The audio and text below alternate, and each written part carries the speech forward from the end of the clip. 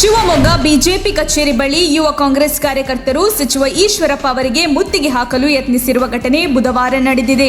ಈಶ್ವರಪ್ಪ ಅವರು ಸುದ್ದಿಗೋಷ್ಠಿ ನಡೆಸಿ ಹೊರಬರುತ್ತಿದ್ದಂತೆಯೇ ಕಾಂಗ್ರೆಸ್ ನಾಯಕರು ಮುತ್ತಿಗೆ ಹಾಕಲು ಯತ್ನಿಸಿದ್ದಾರೆ. ಈ ವೇಳೆ ಬಿಜೆಪಿ ಕಾರ್ಯಕರ್ತರು ಈಶ್ವರಪ್ಪ ಪರ ಘೋಷಣೆ ಕೂಗಿದ್ದು ಮಾತಿನ ಚಕಮಕಿ ನಡೆದಿದ್ದು, ಪರಿಸ್ಥಿತಿ ನಿಯಂತ್ರಿಸಲು ಪೊಲೀಸರು ಕಾಂಗ್ರೆಸ್ ಕಾರ್ಯಕರ್ತರನ್ನು ವಶಕ್ಕೆ ಪಡೆದಿದ್ದಾರೆ.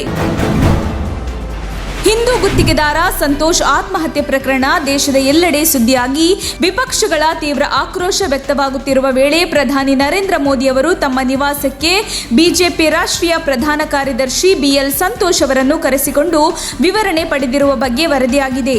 ಆತ್ಮಹತ್ಯೆ ಮಾಡಿಕೊಂಡಿರುವ ಸಂತೋಷ್ 40% ಕಮಿಷನ್ ಬಗ್ಗೆ ಬಿಜೆಪಿಯ ಕೇಂದ್ರ ನಾಯಕರಿಗೂ ದೂರು ಸಲ್ಲಿಸಿದ್ದರು.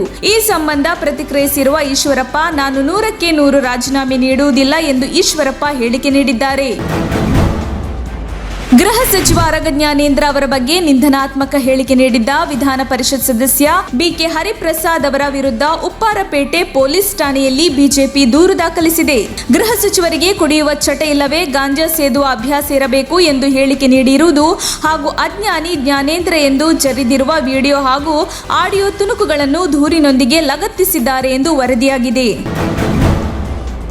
ಸಚಿವ ಕೆಎಸ್ ಈಶ್ವರಪ್ಪ ಅವರ ರಾಜೀನಾಮೆ ಪಡೆಯುವ ಜೊತೆಗೆ ರಾಜ್ಯ ಸರ್ಕಾರ ಕಮಿಷನ್ ದಂಧೆಗೆ ಕಡಿವಾಣ ಹಾಕಬೇಕು. ಇಲ್ಲದಿದ್ದಲ್ಲಿ ಮೇ 25ರಿಂದ ರಾಜ್ಯಾದ್ಯಂತ 1 ತಿಂಗಳ ಕಾಲ ಎಲ್ಲಾ ರೀತಿಯ ಕಾಮಗಾರಿ ನಿಲ್ಲಿಸಲಾಗುವುದು ಎಂದು ಕರ್ನಾಟಕ ರಾಜ್ಯ ಗುತ್ತಿಗೆದಾರರ ಸಂಘ ಘೋಷಿಸಿದೆ. ನಗರದಲ್ಲಿಂದು ಚಾಮರಾಜಪೇಟೆಯ ಗುತ್ತಿಗೆದಾರರ ಸಂಘದ ಕೇಂದ್ರ ಕಚೇರಿಯಲ್ಲಿ ಸುದ್ದಿಗೋಷ್ಠಿಯನ್ನುದ್ದೇಶಿಸಿ ಮಾತನಾಡಿದ ಸಂಘದ ಅಧ್ಯಕ್ಷ ಡಿ ಕೆಂಪಣ್ಣ, ಬಿಜೆಪಿ ಸದಸ್ಯರು ಆದ ಗುತ್ತಿಗೆದಾರ ಸಂತೋಷ್ ಪಾಟೀಲ್ ಆತ್ಮಹತ್ಯೆ ಪ್ರಕರಣವನ್ನ ಸಿಬಿಐ ಅಥವಾ ಹೈಕೋರ್ಟ್ನ ಹಾಲಿ ನ್ಯಾಯಾಧೀಶರಿಂದ ತನಿಖೆ ನಡೆಸಬೇಕು ಎಂದು ಒತ್ತಾಯಿಸಿದರು. ಬೆಳಗಾವಿ ಹಿಂದೂ ಗುತ್ತಿಗೆದಾರ ಸಂತೋಷ್ ಪಾಟೀಲ ಆತ್ಮಹತ್ಯೆ ಪ್ರಕರಣದ ಪ್ರಮುಖ ಆರೋಪಿಯಾಗಿರುವ ಗ್ರಾಮೀಣಾಭಿವೃದ್ಧಿ ಮತ್ತು ಪಂಚಾಯತ್ ರಾಜ್ ಸಚಿವ ಕೆಎಸ್ ಈಶ್ವರಪ್ಪ ಅವರ ವಿರುದ್ಧ ಕೂಡಲೇ ಕಠಿಣ ಕ್ರಮ ಜರುಗಿಸಬೇಕು, ಸಚಿವ ಸಂಪುಟದಿಂದ ಅವರನ್ನು ವಜಾಗೊಳಿಸಬೇಕು ಎಂದು ಕೆಪಿಸಿಸಿ ಕಾರ್ಯಾಧ್ಯಕ್ಷ ಸತೀಶ್ ಜಾರಕಿಹೊಳಿ ನೇತೃತ್ವದಲ್ಲಿ ಕಾರ್ಯಕರ್ತರು ಬುಧವಾರ ಪ್ರತಿಭಟನೆ ನಡೆಸಿದರು. ಸಂಗೊಳ್ಳಿ ರಾಯಣ್ಣ ವೃತ್ತ ಸಮೀಪದ ಕಾಂಗ್ರೆಸ್ ಭವನದಿಂದ ಜಿಲ್ಲಾಧಿಕಾರಿ ಕಚೇರಿಯವರೆಗೆ ಮೆರವಣಿಗೆ ನಡೆಸಿದರು. ಈಶ್ವರಪ್ಪ ಹಾಗೂ ಸರ್ಕಾರದ ವಿರುದ್ಧ ಆಕ್ರೋಶ ವ್ಯಕ್ತಪಡಿಸಿದರು. ಗುತ್ತಿಗೆದಾರ ಸಂತೋಷ್ ಪಾಟೀಲ್ ಅವರಿಗೆ ಸಚಿವ ಕೆಎಸ್ ಈಶ್ವರಪ್ಪ ಅವರ ಪುತ್ರ ಹಾಗೂ ಮತ್ತೊಬ್ಬ ಪ್ರಭಾವಿ ಶಾಸಕ ಧಮಕಿ ಹಾಕಿದ್ದರು ಎಂಬ ಮಾಹಿತಿ ಇದೆ ಎಂದು ಗ್ರಾಮೀಣ ಕ್ಷೇತ್ರದ ಕಾಂಗ್ರೆಸ್ ಶಾಸಕಿ ಲಕ್ಷ್ಮೀ ಹೆಬ್ಬಾಳ್ಕರ್ ಸ್ಫೋಟಕ ಮಾಹಿತಿ ನೀಡಿದ್ದಾರೆ.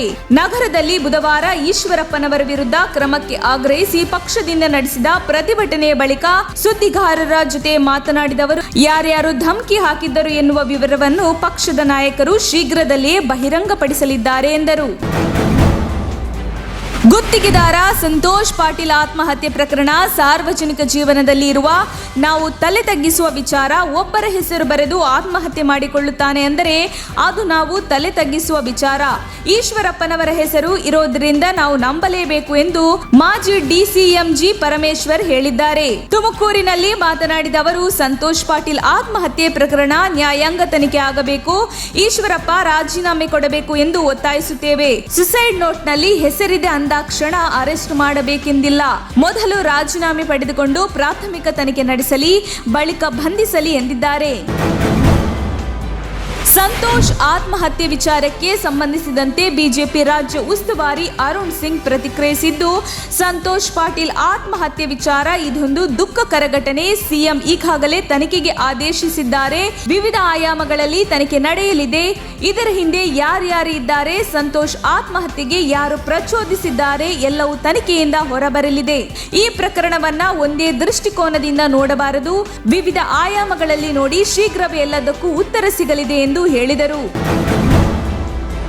ಸಂತೋಷ್ ಪಾಟೀಲ್ ಆತ್ಮಹತ್ಯೆಯನ್ನು ಖಂಡಿಸಿರುವ ಕಲಬುರಗಿಯಲ್ಲಿ ಜಿಲ್ಲಾ ಗುತ್ತಿಗೆದಾರರ ಅಸೋಸಿಯೇಷನ್ ತಕ್ಷಣ ಸಚಿವ ಈಶ್ವರಪ್ಪನವರು ರಾಜೀನಾಮೆ ನೀಡಬೇಕು ಎಂದು ಆಗ್ರಹಿಸಿದ್ದಾರೆ. ಈ ಬಗ್ಗೆ ಕಲಬುರಗಿಯಲ್ಲಿ ಗುತ್ತಿಗೆದಾರರ ಅಸೋಸಿಯೇಷನ್ ಜಿಲ್ಲಾಧ್ಯಕ್ಷ ಜಗನ್ನಾಥ್ ಶೇಗಜಿ ಮಾತನಾಡಿದ್ದು, ಸಂತೋಷ್ ಪಾಟೀಲ್ ಆತ್ಮಹತ್ಯೆ ಪ್ರಕರಣವನ್ನು ನಿವೃತ್ತ ನ್ಯಾಯಾಧೀಶರ ಮೂಲಕ ತನಿಖೆ ಮಾಡಬೇಕು, ಅಲ್ಲದೆ ಮೃತ ಸಂತೋಷ್ ಕುಟುಂಬಕ್ಕೆ 25 ಲಕ್ಷ ರೂಪಾಯಿ ಪರಿಹಾರ ನೀಡಬೇಕು ಎಂದು ಆಗ್ರಹಿಸಿದ್ದಾರೆ. ಪ್ರತಿಪಕ್ಷಗಳು ಸಲಹೆ ಸೂಚನೆಗಳನ್ನು ನೀಡಲಿ, ರಾಜ್ಯಪಾಲರಿಗೂ ದೂರು ಕೊಡಲಿ, ತನಿಖೆಯಾದರೆ ಸತ್ಯಾಂಶ ಹೊರಗಡೆ ಬರುತ್ತದೆ. ಆದರೆ ಕಾಂಗ್ರೆಸ್ ಸಾವಿನ ಮನೆಯಲ್ಲಿ ರಾಜಕಾರಣ ಮಾಡುತ್ತಿದೆ. ಸಾವಿನ ಮನೆಯಲ್ಲಿ ರಾಜಕಾರಣ ಮಾಡ್ತಿರೋ ಕಾಂಗ್ರೆಸ್ಗೆ ನಾಚಿಕೆಯಾಗಬೇಕು. ಎಂಪಿ ರೇಣುಕಾಚಾರ್ಯ ಕಾಂಗ್ರೆಸ್ ವಿರುದ್ಧ ಕಿಡಿಕಾರಿದ್ದಾರೆ. ಈಶ್ವರಪ್ಪನವರನ್ನು ಯಾಕೆ ಬಂಧಿಸಬೇಕು? ಅವರು ಆರೋಪಿ ಸ್ಥಾನದಲ್ಲಿಲ್ಲ. ಅವರ ಮೇಲೆ ಆರೋಪ ಅಷ್ಟೇ ಕೇಳಿ ಬಂದಿದೆ. ಗಣಪತಿ ಕೇಸ್ ಬೇರೆ, ಈ ಕೇಸ್ ಬೇರೆ.